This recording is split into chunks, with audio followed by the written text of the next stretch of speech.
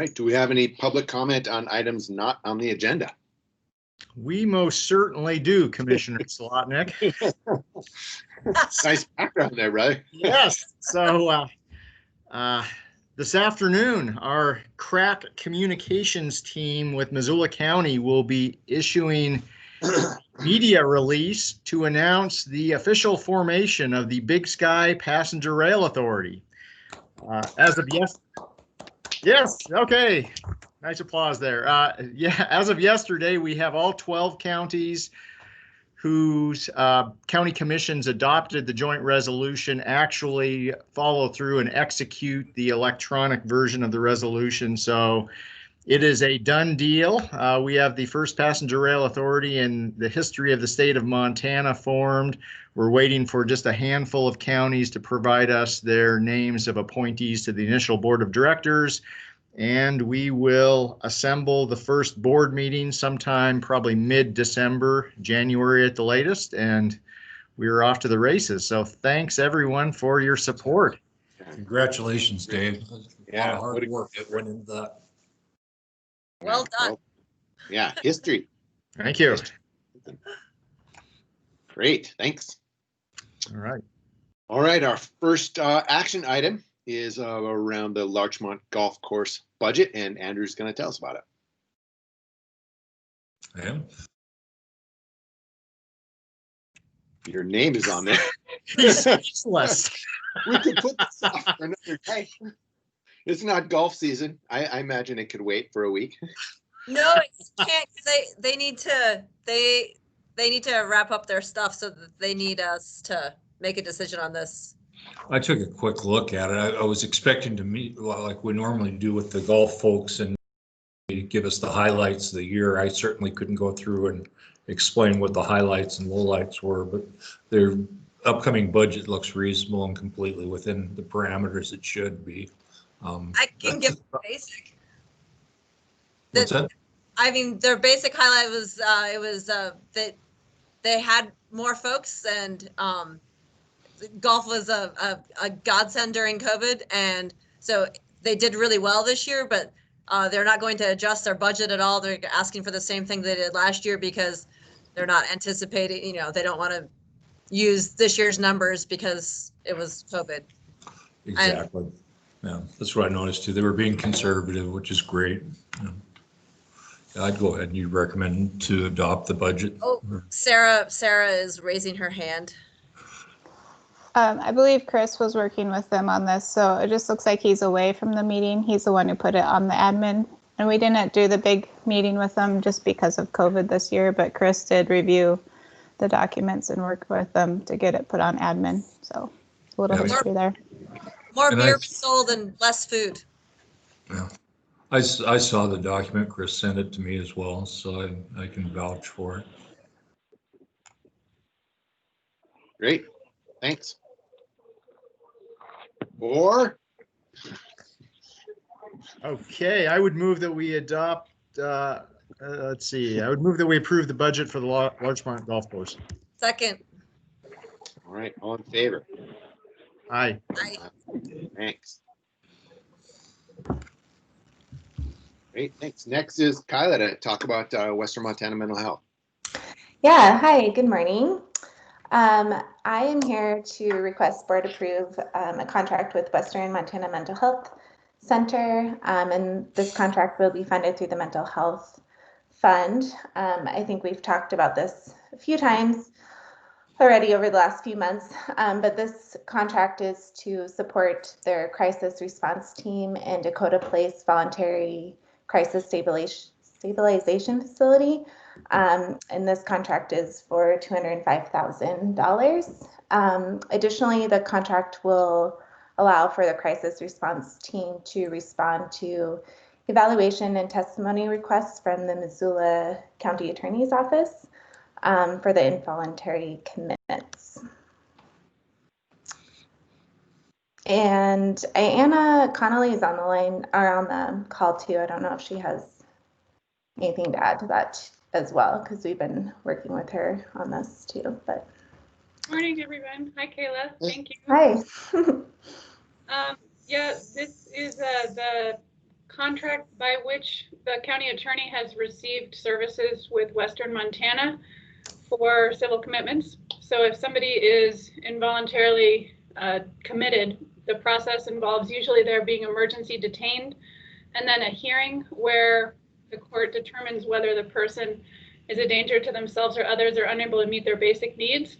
And our office relies upon the evaluation of mental health professionals to make that determination. And our office brings those petitions on behalf of the state. So Western Montana has individuals who are available on the day of those hearings to evaluate the individuals. And if they do determine that they meet criteria and they're unwilling to voluntarily get mental health treatment, then that Western Montana mental health professional provides testimony with regard to their evaluation of that individual in a court proceeding. So this is the contract that's going to govern that process for the remainder of fiscal year. We're in fiscal year 21, right? Yeah. I've got a question, Anna. I should know this since I think we talked about this a mere couple weeks or so ago, but didn't we discuss the possibility of trying to get some more refined figures from Western Montana Mental Health as far as the actual costs associated with them providing this support? Yep. So this service is going to go to bid in the beginning of the year for fiscal year 22. And as part of that process, preparing to put this service out for bid, we have requested that Western Montana provide us that information. And we haven't received it yet, but we have made the ask, and we are doing what we can to better quantify the service in anticipation of soliciting bids at the beginning of the year. Is it, I could certainly be missing something, but it seems like an unusual bundling here. We've got the legal side, which is definitely its own thing. You need someone to handle this civil commitment part, but then there's the crisis stabilization piece where they're literally paying for a space and some care. Do these two things have to be together? Well, I'm excited to break them out, Dave, and sorry, Josh. That's the goal of. We're often mixed up. We're the same age. Exactly. I have to say, Dave is in a better location right now. Yes, he is. His background. A drop ceiling is awesome. No, I mean, you're exactly right. It doesn't make sense to have these services in this grant, and it took a lot of people a lot of months to figure out what was going on and why. And now that we've figured it out, it makes sense to break the services out from the grant piece, and that's what we're doing moving forward. But we just need to fill this gap, so that's what we're doing for the rest of this fiscal year. Great, thank you. Yeah. Well, then I move that we request the board approve the contract with Western Montana Mental Health Center. I'll second that. Although I see Sarah Bell's hand up, Oh. I wasn't sure if that's a carryover from something else. Sorry about that. I never put it down. Oh, okay. Your shoulder's gonna get. All right, all in favor? Aye. Thank you. Thanks for the explanation, Anna. Yep. Thank you. Thank you. All right. Next up, request board approved contract with, we don't have this is an odd, I guess, I'm not sure who is presenting. Hey, Josh. Yeah. Good morning. It's John Segmeyer. These next four are all mine. Oh, great. Thank you. I'm learning how to use the new Civic Clerk. This was my first time through, so there's probably my name's missing there, I'm sure, because of my lack of familiarity with that new interface. But these are our next four items are separate contracts out for plowing. All the county shared use paths into regions. We've worked with these contractors for the last 3 or 4 years. To go with them again, they do a good job for us and they know the lay of the land. And these, the budgets there allow us to do roughly 10 plows per pathway. And that seemed to cover us in most years. Hopefully it will this year, although we'll see. So why is Gecko, or sorry, Gecko has just been who you use for Lolo in the past, as opposed to J&M or. Yeah, yep. So Gecko is a contractor who is based out of Lolo, and we have him do that area. We've learned that the variation in snowfall across the county can be pretty significant, with Bonner and the Tura area reported to get the greatest amount of snowfall in a typical event. So it helps us to have multiple contractors, just given the size and the dispersion of our trail system. So with one in Lolo, that works really well because that contractor is able to track that facility. It's also a fair amount of pathway. That includes the section from Buckhouse Bridge all the way into Lolo, and then the pathway that goes up Highway 12 towards Travelers Rest. So it plays well to have a couple different contractors out there. And these guys, as I said, we have experience with them. They know kind of the routine and the timing of it, which is the hardest part of the whole thing, is to catch it not too early when the road hasn't been plowed, but not too late before it sets up and is too heavy. And so we like that we're coming into it with experience. Oh, thank you so much for that explanation. Sure. All right, I would move items 3 through 6. Second. Right. All in favor? Aye. Aye. Aye. Thanks a lot, Don. Thank you. Yeah. Have a good one. Too. Okay, now we're on to correspondence. Someone going to chat with us about this West Side. Yeah, good morning, Josh. I've got my video off because I've got kind of a poor connection this morning. The West Side Bypass project is a Forest Service project up in the Seeley Lake area, kind of to the northwest of the community of Seeley Lake.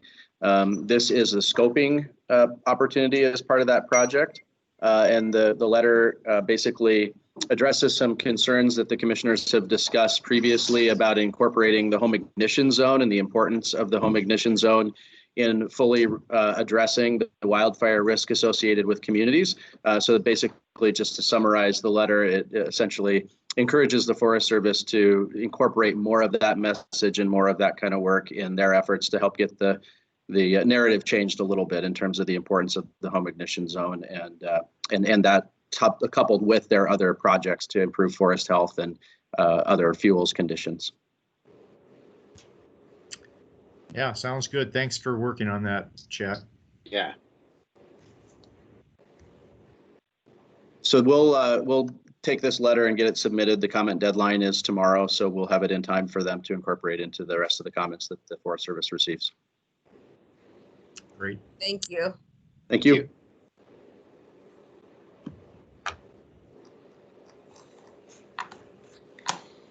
All right, next on to discussion items. We have a possible resolution encouraging county departments to purchase goods and services locally, and Dave Wall will be our person. Hi, everybody. How are you doing today? Good, man. How are you? Good, good, good. Sorry I was asked that when I'm in admin, but I get really nervous if I'm presenting something, but if I'm just chatting, I'm not as nervous. So I always just want to say, hey, guys, how's it going? So yeah, this is an idea I had for this resolution because lately the county departments have been making a lot more purchases through Amazon and through other large online retailers. The reason, of course, is Amazon is inexpensive and very, very convenient. I have shopped with them myself. This is not something that I'm upset with anybody about or anything like that. But I think this being public money that the county uses to purchase goods and services, and especially with the COVID pandemic, kind of, we're worried about our local economy. I think it would be good to send a sort of a message through a resolution that buying goods and services from local firms is to us. This would not be kind of a hammer stroke where we're telling people buy local or else. Purchasing is there's just a lot of diverse needs throughout the county. And there's going to be times where we can't buy from a local place. And there are going to be times where we have to buy from Amazon. We're still going to continue purchasing through Amazon, no question. But I would like to ask departments when they're making a purchase and they're going to go out of the county to maybe take a second look, just to think about it, and to do what they can to purchase from inside the county if it's, if it's cost effective and as long as it's not too onerous to do that. Right now, our current purchasing policy has one line in it that says the county encourages purchasing local, and that's all.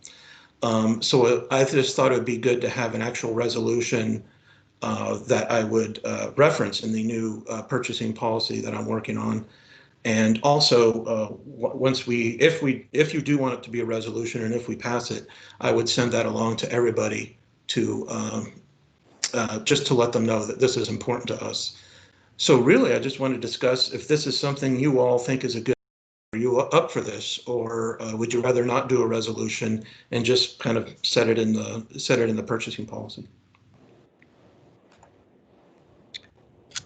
What are the pros and cons, I guess? And I would welcome hearing from anyone else on the line here in terms of a resolution versus just memorializing something in a policy statement. Yeah, I think for me, the biggest pro of doing a resolution is that it becomes its own thing. And even though we reference it within the policy, it's kind of like the other resolutions we've done, like for the union apprenticeship resolution. It kind of stands on its own and then becomes part of the policy, but it's still its own entity. And it's something that the county thinks is important. But if everyone else would like to chime in, that would be fantastic. Can you give me an idea of what the goods and services that are local, like the volume of potential? Jason has his hand up. I can speak to a little bit about the volume, but this was actually brought up by my central services crew, and we engaged Dave Wall to get his opinion on it as well. But it was something that they certainly noticed, and they had some comments from local vendors for the things that they buy. So that would be office supplies, basic computer equipment, mice, toner cartridges, that sort of thing. So it's a fairly large volume. And what they have found over the last few years is a lot of departments are now going out on their own and buying a lot of this stuff. Again, looking for the best price, or they've already found it and want central services and are very clear that they want it from Amazon or whatever. So it's just kind of a trend that they'd noticed where we starting to see less, local purchases, or, we obviously understand that, we can't spend exorbitant amounts just to buy locally, but, I think that a lot of the local vendors can certainly give it a pretty fair shot. So, I don't know that there's a hard number, to answer your question correctly on what that decrease has been, but it's been enough that, there's certainly been conversations about it, and notice has been taken by both our staff as well as the community business owners themselves. Thank you. And I wasn't sure what services we were using, but it's okay. That helps. Yeah, Dave Wall, I really like the language you described, the realistic nature of it. This should be a commitment as much as we can, knowing that it can't always work and it isn't always the best thing, but let's do the best we can to keep public money spent locally. It's Missoula County money. Let's keep it flowing in Missoula County. Rather than our revenue that we're using for these purchases. Oh, go ahead, Josh. I'm sorry, I interrupted you. No, otherwise, we send that money out. Let's keep it circulating as much as we can.